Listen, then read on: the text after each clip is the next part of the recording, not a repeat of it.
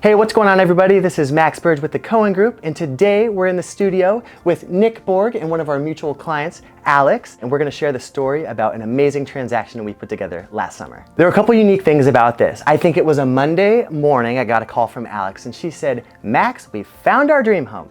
And I said, all right, where's it at? Mosquito Lake Road. We cruised out there and took a peek, and she said, what do we have to do to get this place? And that's when Nick, Alex, and I got down to business. Max and I have worked a number of transactions together, but this was the first contingent deal. So we knew there was going to be some hoops to jump through. That is a situation where somebody finds a home they're interested in that they would like to purchase, but in order to close on that purchase, they need to sell their current home and take the proceeds from that and roll that into that purchase for the next place. I found the home, and then we didn't have our current home listed at all, or no photos taken, and so it was just like a lot of excitement and like, what can we do to try and make this happen? Definitely felt like a long shot. Max had come over to our current home and done a walkthrough with us and kind of pointed out some things that we could do to the home to improve, like little things. Like we had a dog run that had like a hole in it, so like patch that, or like our porch also had a hole in it. little things like clean up the walls, maybe do some like trim painting, just stuff like that. So he was great to like show us what we could do to, you know, get the most out of the listing price for that house.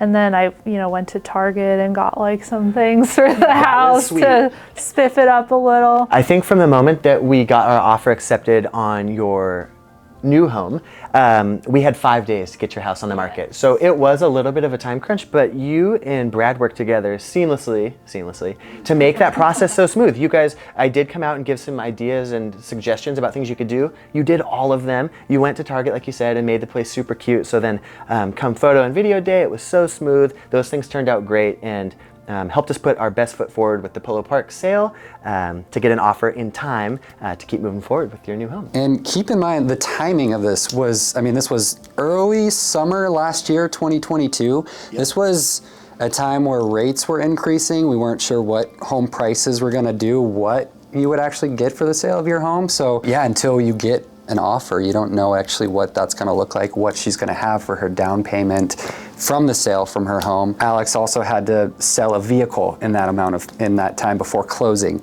so that was another layer. And so just the importance of all of us talking, communicating, me expressing how do we make this happen from my point of view.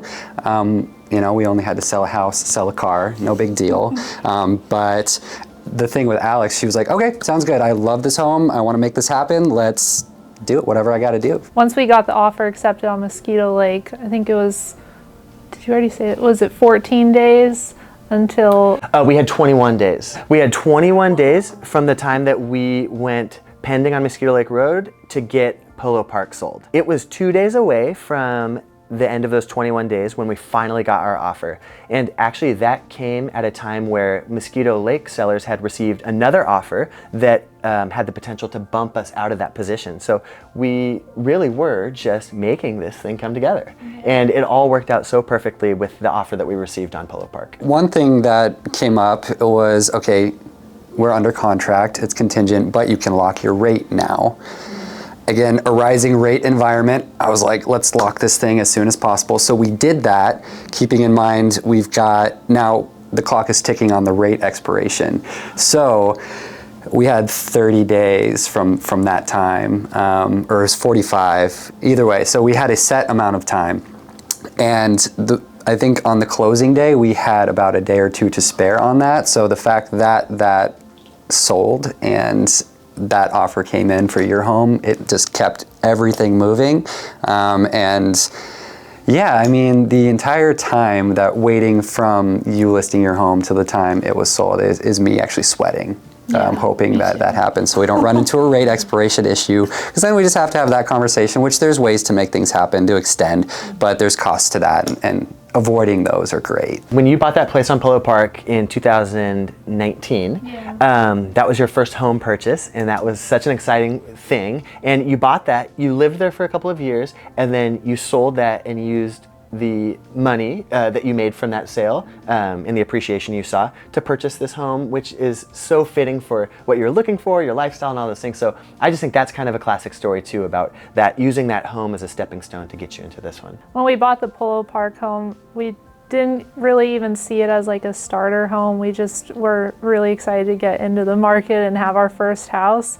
But then after a couple of years, I think we outgrew the space in the area, and so it made sense to look elsewhere. And then when this one came around, it was just perfect. The fact that it did work out just feels like it was meant to be with this home. And yeah, I mean, we plan to stay there for many years to come. So Nick, thank you so much for joining us here today. And Alex, especially big thank you to you for just working with Nick and I both to help you through this process. And these kind of transactions happen every day in this industry, but the people behind those transactions are really what make them important and special to us, and really appreciate the opportunity to do that together. So